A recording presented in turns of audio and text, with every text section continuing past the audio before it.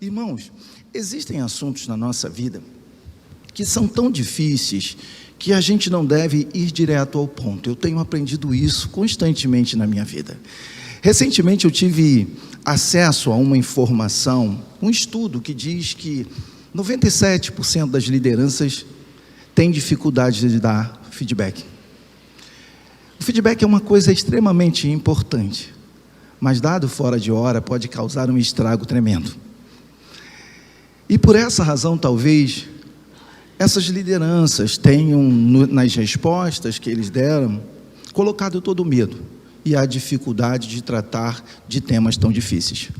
Porque o medo dessas pessoas é que talvez por uma palavra dita fora de hora pode fazer um estrago tremendo na vida de uma pessoa. Pode desmotivá-la, pode afastá-la da comunhão, pode fazer com que essa pessoa não tenha mais confiança na liderança e coisas desse tipo. São várias respostas e a gente vai vendo que são vários motivos aqui para que impedem essas lideranças de ter segurança na hora de dar um retorno.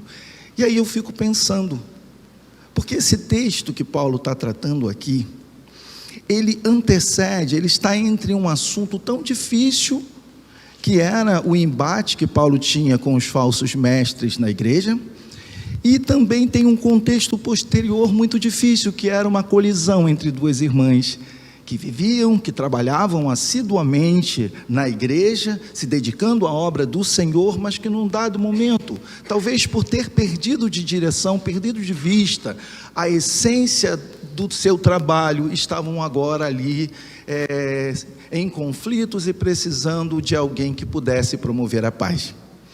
E Paulo, então, com toda a sabedoria de um mestre, de um líder, Paulo vai tratar dessas questões de maneira que ele pudesse recolocar, reconduzir essa igreja no caminho que Deus esperava de cada um deles. Deus, ele tem um alvo para a minha vida, Deus tem um alvo para a sua vida também, Deus tem um alvo para essa igreja, assim como tinha lá atrás um plano para cada um daqueles irmãos. E o papel do pastor, o papel da liderança é esse, é trabalhar com amor, é olhar o contexto que está à sua volta e buscar a sabedoria do alto, na palavra do Senhor, para reconduzir os irmãos no caminho que Deus espera de nós. E essa questão, então, Paulo está tratando aqui de os falsos mestres, que eles se orgulhavam da obra da carne. Eles olhavam para a circuncisão e a circuncisão para eles era como se fosse um grande troféu e a evidência da sua salvação. E Paulo vai mostrar que não, que a salvação verdadeira é aquela que Cristo operou no coração daqueles irmãos. E essa igreja estava afastada do apóstolo Paulo. Paulo estava distante da comunhão e eles haviam enviado Epafrodito até ao encontro de Paulo para levar para ele uma ajuda, não é isso? E essa ajuda foi de grande valia para que o apóstolo Paulo pudesse se manter ali no momento da sua dificuldade. Então, o único recurso que Paulo tinha era escrever para essa igreja. Epafrodito era o grande enviado do apóstolo Paulo para levar esses irmãos ao entendimento, para que eles se voltassem de novo para aquilo que Deus tinha proposto no caminho deles. E então, ao contrário desses judaizantes, Paulo estava dizendo que essa igreja tinha um motivo maior para se alegrar. Deus havia entrado no coração deles e feito uma grande obra. Essa obra estava apenas no começo, porque a plenitude da salvação, ela aconteceria o quê? Paulo vai falar isso no capítulo 11, quando ele diz que para de algum modo alcançar a ressurreição dentre os mortos. A ressurreição era o momento glorioso que Paulo esperava. Paulo havia entendido que esse processo que Deus já tinha começado no seu coração e no coração daqueles irmãos, ainda haveria de acontecer algo que colocaria tudo isso, que iria consumar esse fato, e a ressurreição era realmente aquilo que Paulo acreditava piamente. Então Paulo diz para de algum modo, ou seja, ao contrário dos judaizantes que se orgulhavam por se orgulhavam na própria carne, Paulo se orgulhava no sacrifício de Cristo. Um Deus que abriu mão de toda a glória e que veio a esse mundo e que morreu em nosso lugar. Veja que coisa tremenda, a humildade do apóstolo Paulo em dizer que se existe perseverança do crente é porque Deus está soberanamente nesse mundo agindo e operando e nos conduzindo na direção da segunda vinda de Cristo. Ou seja, a parousia era o que Paulo tinha no seu coração. Esse era o objetivo do Paulo e precisa também ser o nosso objetivo como cristão. Porque assim como Cristo já operou uma obra de salvação no nosso coração, Deus, através desse ato, nós vamos perceber que a salvação ele é um ato soberano de Deus. Ou seja, é só Deus quem opera, é aquilo que nós chamamos de monergismo, porque só existe um Deus operando a salvação no nosso coração. Era isso que Paulo tinha em mente. Mas Paulo também entendia que o transcorrer, que o processo até o dia da ressurreição já não era mais um ato de monergia, mas era sinergia, ou seja, é Deus continuando operando no coração do homem, mas o homem também assumindo a sua responsabilidade, o seu papel de trabalhar, de ler a Bíblia, de se dedicar à obra do Senhor até o dia da segunda vinda de Cristo. Então, essa é a mensagem que a gente precisa ter no nosso coração, e essa é a mensagem que o apóstolo Paulo estava trazendo ao coração desses irmãos. E aí, irmãos, o que nós vamos ver a partir do versículo de número 12, que é o texto objeto da nossa fala.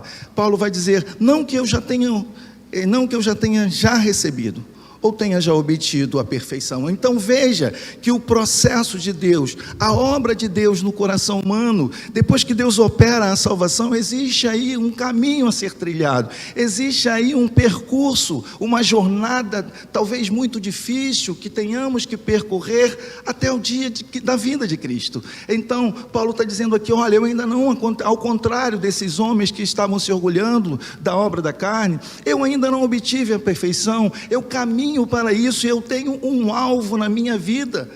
Esse também precisa ser o nosso pensamento nesse tempo, porque se hoje nós não temos algumas pessoas aqui no nosso meio, talvez seja porque elas não conseguiram ter um entendimento que o apóstolo Paulo tinha, de que nós não somos perfeitos, de que nós temos diferenças sociais, diferenças raciais, uma série de fatores na nossa vida que mostram que nós não somos iguais.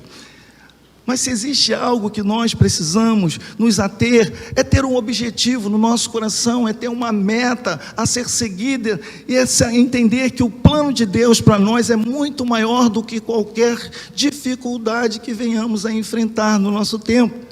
Então Paulo está falando ao coração desses irmãos aqui, olha, assim como eu não sou perfeito, entendam também isso, aprendam que o caminho de Deus é que na jornada até os céus, na jornada até a eternidade, Deus tem trabalhado na nossa vida, Deus vai nos aperfeiçoando e nos moldando dia a dia a imagem de Cristo. Se o pecado fez com que a gente se distanciasse de Deus, a obra de salvação e a santificação, que é o que Paulo também está tratando aqui, vai nos mostrar, irmãos, que o caminho que Deus tem trabalhado, que a forma como Deus tem trabalhado no nosso coração e mudado toda a nossa forma de enxergar o mundo, de tratar as pessoas, é extremamente importante para que a igreja cresça, para que a igreja avance, para que a gente possa alcançar aquilo que Cristo já nos alcançou por nós. Então, o que a gente começa a perceber aqui é que a gente não precisa fazer maior esforço, porque o esforço maior foi Cristo que fez quando Ele se entregou numa cruz. Mas agora, Deus, Ele tem um projeto e um plano para fazer. Deus tem nos dotado de dons e talentos. Ver o que foi feito aqui nesta manhã, os cultos, os hinos que foram entoados, cantados, e a forma como o nosso grupo de louvor tem encarado as adversidades do seu tempo, a trazer músicas tão maravilhosas e cantar perfeitamente bem, é porque Deus de fato tem trabalhado no coração desses irmãos, dessas irmãs e desses irmãos. Paulo também falava disso, falava dessa interação, dessa comunhão, desse trabalho, desse mover de Deus na vida delas. Não pense que isso é fácil, porque para cantar bem, para tocar bem, é necessário uma vida de dedicação, É necessário uma vida de compromisso, de entrega, de renúncia. Nós precisamos entender que o que Deus tem para a nossa vida é tão maravilhoso e tão glorioso, que no momento que a gente de fato abre o coração para deixar Deus operar, Deus faz coisas extraordinárias na nossa vida.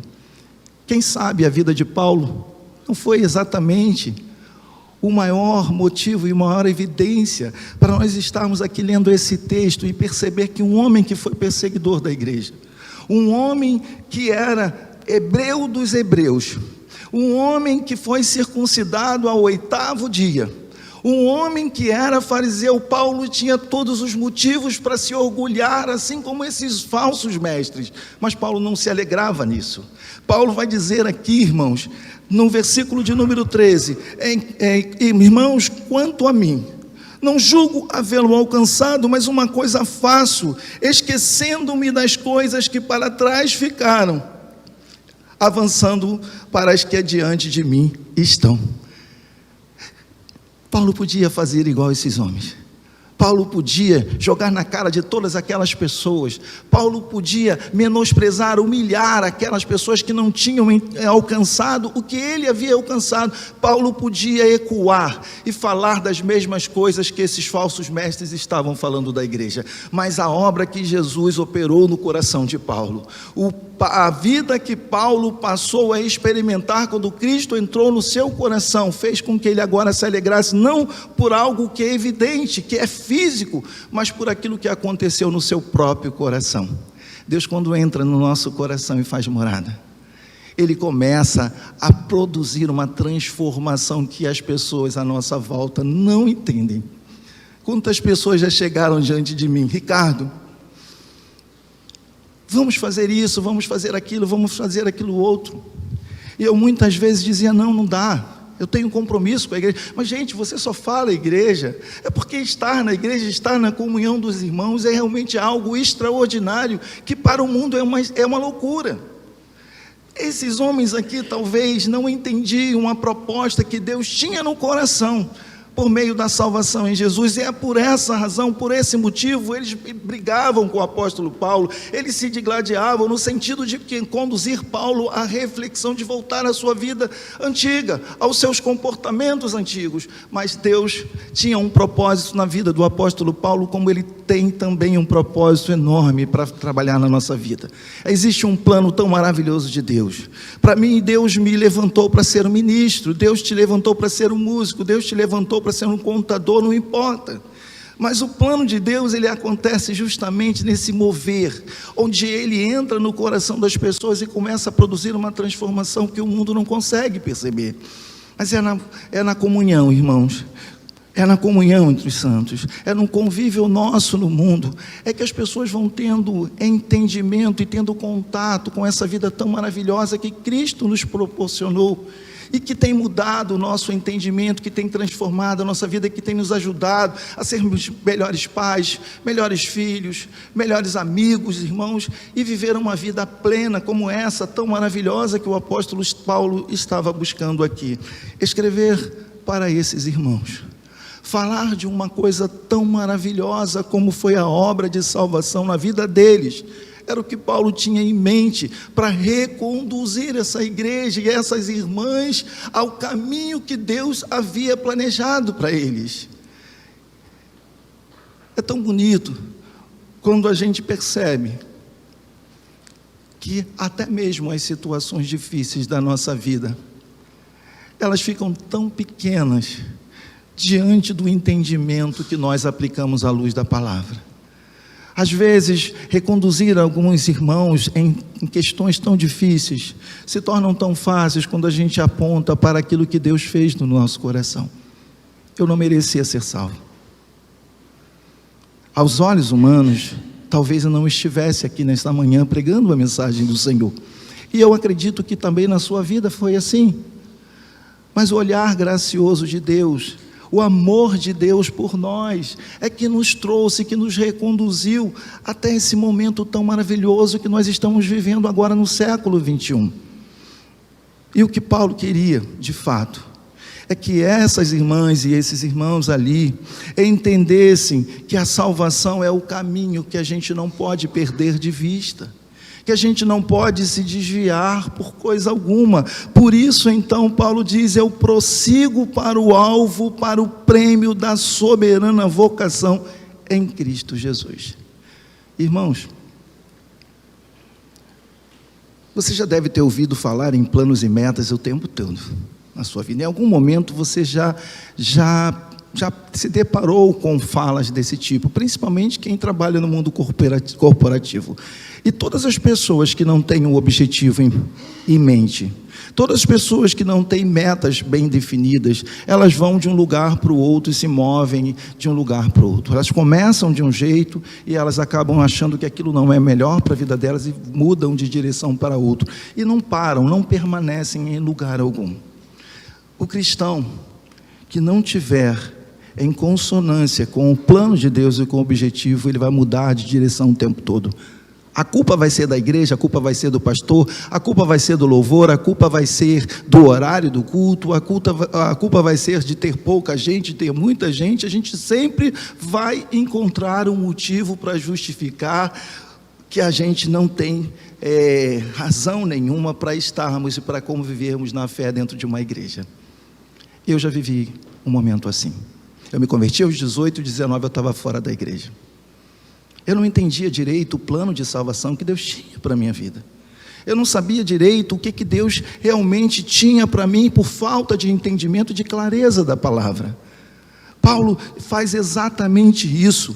Paulo mostra que Deus operou uma obra de salvação no coração daqueles irmãos e que eles não poderiam se desviar, mesmo que os motivos fossem consistentes, como esses motivos que esses falsos mestres estavam trazendo ao coração deles.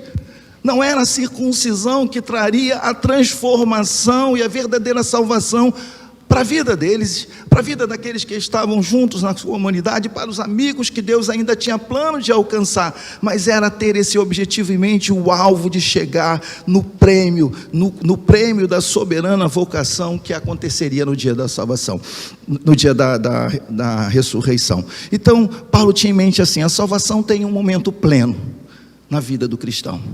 Deus, ele opera a salvação tirando as escamas dos nossos olhos e nos fazendo voltar para Ele. Isso não é mérito nosso, mas é mérito exclusivo de Deus. No período da santificação, que é esse processo que a gente caminha até o dia da ressurreição, Paulo vai chamar ali, chama de santificação, mas o momento o momento da ressurreição é o momento da plenitude desse prêmio que Paulo tinha no desejo do seu coração.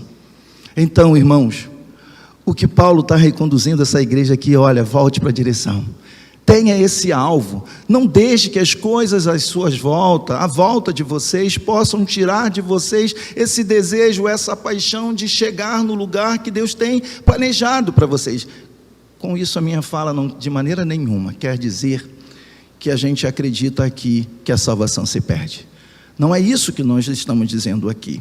Eu me desviei um pouquinho, eu me desgarrei da comunhão com a igreja, mas Deus, por meio da sua misericórdia, me trouxe para a comunhão no seio na igreja, para a comunhão com os irmãos, e hoje eu estou aqui pregando a palavra do Senhor. Ou seja, para vocês talvez que tenham aí alguém que tenha se afastado um pouquinho, se esfriado na fé, Paulo está mostrando aqui que Deus há de operar e reconduzi-los ao caminho da comunhão com Cristo. A gente não está dizendo que as coisas difíceis não acontecem no nosso caminho, que a gente é super crente, que para nós essas coisas não vão acontecer porque Deus já operou a salvação. Não, meus irmãos, a vida é difícil, a jornada é difícil. Essa semana eu estou mudando um pouquinho, eu estou num novo projeto também, da minha empresa, da empresa que eu trabalho, CLT, e eu atuei durante pelo menos uns 10 anos em Niterói. Já viajei bastante, mas eu estou há uns 10 anos em Niterói. E agora a empresa me colocou num projeto de 3 meses para rodar o Rio de Janeiro inteiro. Aí eu tenho que depender do Google Maps. E toda hora eu tenho que colocar ali um endereço para lugares que a maioria eu não conheço. E aí eu coloco ali, e a mensagem que que o Google me passa é: olha, eu escolhi o melhor roteiro para você. Esse roteiro é seguro, você vai chegar em tanto tempo, está tudo muito... É como se a mensagem dissesse assim: está tudo muito bem, você vai chegar em paz, vai chegar em segurança. Aí lá vou eu, um carro, seguindo a rota. Aí daqui a pouco eu entro em lugares que eu fico com medo. Eu acho que pode ser perigoso para mim, que a minha vida pode ficar em risco, e eu começo a pensar um monte de coisas. É assim também a nossa vida. A nossa vida, a gente o tempo todo lidar com questões que são tão difíceis e perigosas para nós, que muitas vezes traz o que? Abatimento ao nosso coração. Mas diferente do Google, que muitas vezes me leva para a direção errada, que me faz entrar em caminhos perigosos, Deus permite que às vezes eu passe por situações difíceis, mas eu posso ter confiança nele, e você também, que você vai estar nessa viagem em segurança. As coisas podem não acontecer do jeito que nós queremos. A vida pode não transcorrer da forma que nós idealizamos, mas nós podemos confiar em Deus, que Ele há de reconduzir até o dia da vinda de Cristo. É isso que consola o nosso coração, e é esse conforto e esse consolo que Paulo está trazendo ao coração daqueles irmãos de Filipos. Então, ele vai dizer: eu prossigo para o alvo, para o prêmio da soberana vocação de Deus em Cristo Jesus. E aí ele vai dizer no versículo de número 15: todos, pois, que somos perfeitos, tenhamos esse sentimento. Curioso é que antes ele dizia que ele não era perfeito.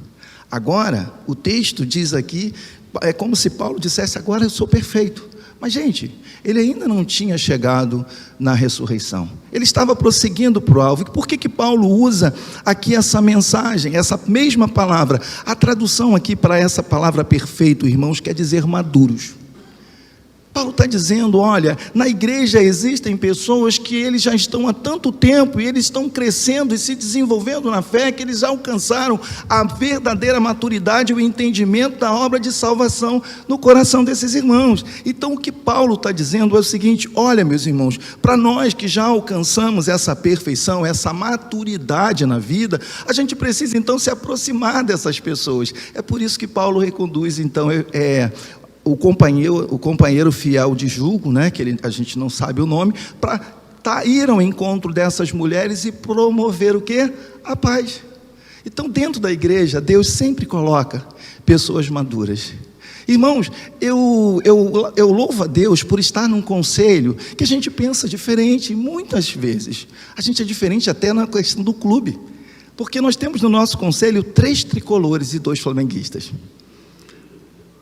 Irmãos, eu te garanto que em alguns lugares isso seria motivo de briga, seria motivo de muita discussão, de muito embate.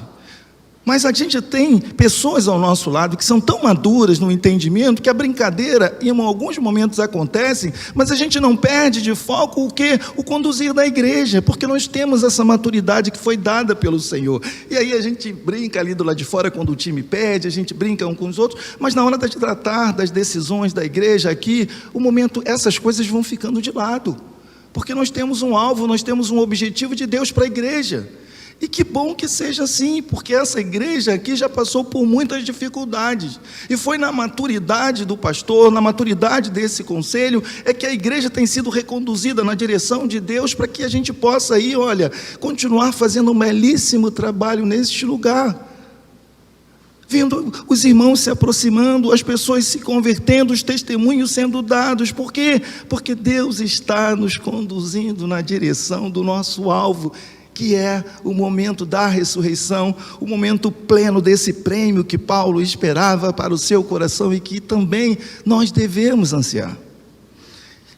E aí Paulo vai dizer no versículo 15 que ele diz, depois de termos perfeitos, ele diz: temos esse sentimento, e se porventura pensar de outro modo, também isso Deus vos esclarecerá. Deus, ele é tão maravilhoso, né? Deus, ele é tão misericordioso, que em alguns momentos a gente discute por questões que não vale discutir. Exemplo, batismo, por imersão ou aspersão. E aí ficam tantas pessoas envolvidas nesse contexto que se esquecem da essência que é a salvação. Batismo não salva ninguém. Por que a gente fica perdendo tanto tempo com questões que não nos levam para lugar nenhum? E é isso que Paulo está falando aqui. Mas Deus é tão maravilhoso que num tempo oportuno, Ele coloca pessoas ao nosso lado com sabedoria, como a sabedoria do apóstolo Paulo aqui, para nos ensinar coisas tão importantes como, por exemplo, a unidade. E aí a gente vai ver aqui no versículo 16 o seguinte: todavia andemos de acordo com o que já alcançamos. Aqui a vida precisa ser em alguns momentos teórica, né? A gente vai ensinar tantas coisas que talvez nem mesmo tenhamos vivido, mas já aprendemos. Mas o que Paulo está dizendo aqui, que entre a teoria e a prática, as duas coisas precisam acontecer com a mesma intensidade. Não dá para falar de coisas que a gente não viveu, ou dá para persuadir as pessoas a fazerem coisas que nem nós mesmos colocamos em prática. O que Paulo está dizendo aqui, olha, o que você já aprendeu, procure colocar em prática. Procure viver, procure aplicar a sua vida. E se você fizer assim, você estará caminhando na direção desse alvo que Deus tem para a sua vida. Irmãos, eu pretendo acelerar um pouquinho mais, porque Paulo, no versículo de número 17, ele vai dizer assim: irmãos, sede imitadores meus e observai os que andam segundo o modelo que tendes em nós. Então, uma coisa tão bonita na igreja do Senhor é que Deus sempre coloca pessoas que são modelos para nós. Você aqui na sua conversão, você já deve ter experimentado isso, né? A gente olha para pessoas assim que parece que já estão no céu. Elas transmitem para a gente uma confiança, uma maneira tão bonita de se comportar no dia a dia, que acabam servindo para a gente de modelo para que a gente possa também aplicar a nossa vida. Quantos não se inspiram aqui uns nos outros? Quantos não olham para as mulheres para as mulheres se inspirando em ter a mesma postura, a mesma conduta, crescer e se desenvolver como elas? Porque assim é que deve acontecer dentro da igreja. Assim como Cristo é o nosso modelo, nós precisamos também servirmos de modelos uns para os outros. E o que vai realmente fazer com que as pessoas se dediquem é o testemunho que nós temos dado. Paulo está falando para essas irmãs: olhem para isso. Vocês já cresceram, vocês trabalharam na obra do Senhor, e agora vocês precisam servir de modelos para outras irmãs, porque vocês viveram coisas maravilhosas na casa de Deus. Então, irmãos, que nós possamos ter modelos como esse do apóstolo Paulo. Pessoas que vão servir para nós de exemplos, de comportamento, de conduta, de ética, para que a gente possa, então, viver momentos tão maravilhosos e gloriosos como esse. E curioso é que a gente olha para essas coisas e a gente começa a pensar assim: a vida do apóstolo Paulo foi muito fácil, né? E não foi. Paulo está mostrando uma experiência, uma maturidade aqui, mas as lutas que ele enfrentou foram coisas terríveis. Ele diz que Demas o abandonou, ele foi traído pelos seus amigos, ele foi perseguido por esses judaizantes, ele apanhou, ele passou por dificuldades, ele ficou doente, mas Deus foi com ele em todos esses momentos da sua vida.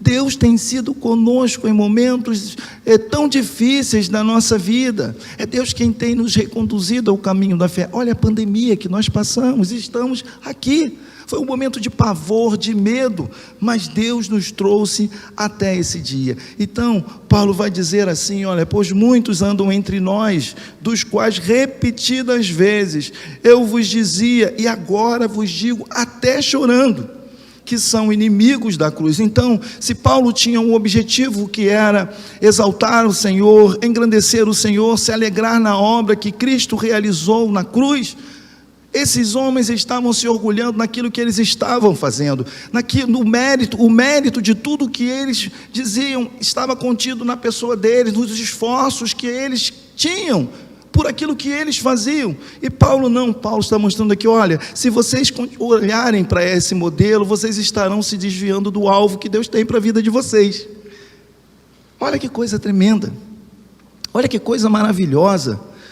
Paulo está mostrando aqui que aquela igreja estava diante de duas realidades completamente diferentes. Uma, Paulo estava com humildade, com uma postura de humildade, se colocando ali à disposição daqueles irmãos como verdadeiro modelo de alguém que foi salvo em Jesus Cristo, que tem o entendimento da obra de Deus para a sua vida. Por outro, Paulo apresenta pessoas que são orgulhosas, que são vaidosas, que querem atrair a glória para si, enquanto Paulo se alegra na glória de Cristo. E aí, no versículo de número 19, ele vai dizer: o destino deles é a perdição, o Deus deles é o ventre, a glória deles está na sua infâmia, visto que só se preocupam com as coisas terrenas. Irmãos, aqui Paulo está falando do já e o ainda não. A nossa maior preocupação não são as riquezas desse mundo. A nossa preocupação não é ter um patrimônio grandioso, embora tudo isso seja lícito, desde que seja feito de maneira correta. Deus não é contra a riqueza, pelo contrário, Ele nos concede riquezas, tanto espirituais quanto materiais. Mas o que Paulo está dizendo aqui é que eles só buscavam isso. É que o coração deles estavam nessas coisas, mas o que Deus tem para nós, ela não termina aqui, é apenas o começo da nossa vida e da nossa trajetória, porque Deus tem a eternidade todinha, para que a gente possa viver uma vida com Ele, e não vai ser construindo riquezas e patrimônio aqui que a gente vai conseguir isso, porque não é mérito nosso, foi conseguido por Jesus Cristo, através da obra que Ele operou na cruz. E era isso que ele queria que essas irmãs tivessem no seu coração. Versículo 20. Pois a nossa pátria está nos céus, de onde também aguardamos o Salvador, o Senhor Jesus Cristo, o qual transformará o nosso corpo de humilhação, para sermos igual ao corpo da sua glória, segundo a eficácia do seu poder, que Ele tem de até subordinar a si todas as coisas. Então, Paulo está olhando nessa vida perfeita que nos aguarda, nesse momento onde as brigas, as decepções, as doenças, os conflitos, tudo isso vai ficar para trás, e o que nos aguarda é um momento de paz e de alegria ao lado do nosso Deus. Eu quero nessa manhã, encerrando essa mensagem, trazer ao coração dos irmãos uma reflexão do que nós vivemos até aqui e falamos até aqui. Deus, Ele nos salvou, irmãos, e isso é mérito totalmente dEle. A obra que Deus operou no nosso coração, ela é única, ela é exclusiva, e Ele não destinou a todas as pessoas. Ele tem os seus eleitos. Alguns estão aqui, mas outros não, estão por serem conquistados. O que Deus espera de nós é que nós, assim como o apóstolo Paulo, possamos servir de modelos, ecoando a palavra do Senhor, compartilhando a palavra do Senhor nesse mundo, para que Ele possa também alcançar o coração daqueles que ainda não se voltaram para Ele. O troféu da nossa vida não são as riquezas do nosso tempo, mas aquilo que Deus já conseguiu para nós e que nos aguarda, que é esse prêmio que Paulo diz aqui, que ele fala da soberana vocação em Cristo Jesus. Um prêmio que vai acontecer quando Jesus voltar para buscar a sua igreja. E ali a palavra do Senhor nos diz que nós seremos plenamente transformados. E essa transformação deixará de lado muitas coisas que hoje nos apavora, que nos entristece, e nós viveremos com muita alegria por toda a eternidade por Deus. Irmãos, eu gostaria de te convidar a ficar de pé agora para orarmos e impetrarmos a bênção apostólica. Senhor, nós queremos te agradecer pela palavra do Senhor que foi anunciada aqui nesta manhã. Senhor, nós temos uma vida inteira pela frente, e a única certeza que existe, Senhor, é que nós temos um alvo a ser alcançado. E temos a certeza também que o Senhor há de nos conduzir, Senhor, até o dia da vinda de Cristo. Passaremos por dificuldades no meio do caminho, é verdade, passaremos, sofreremos, ficaremos tristes, abatidos, sim, ficaremos, mas o Senhor nos promete, Senhor, um céu e uma eternidade ao lado do Senhor. E tudo isso, Senhor, é motivo de muita alegria, Pai, que o Senhor restaure o nosso coração, que o Senhor continue trabalhando na nossa vida, ó Deus, nos fortalecendo, ó Deus, nessa jornada, para que a gente continue, Senhor, mantendo a alegria e a fé no Senhor Jesus Cristo, Senhor, para que possamos, ó Deus, viver contigo por toda a eternidade. Senhor, continue operando nos nossos corações, use os nossos lábios para falar desse amor para aquele que ainda não foi alcançado, mas o Senhor já escolheu, já destinou na eternidade passada. Que a tua obra também, Senhor, aconteça na vida dessas pessoas, e queremos para isso, Senhor, sermos como o apóstolo Paulo, modelos de homens, de mulheres que realmente amam o Senhor e trabalham na sua obra. É o que nós te pedimos, Pai, e desde já te agradecemos, porque oramos em nome de Jesus, amém. Receber a bênção, que o amor de Deus e Pai, que a graça do nosso Senhor e Salvador Jesus Cristo e as consolações do Espírito Santo seja com todo o povo espalhado sobre a face da terra e sobre cada um de nós hoje aqui, amém.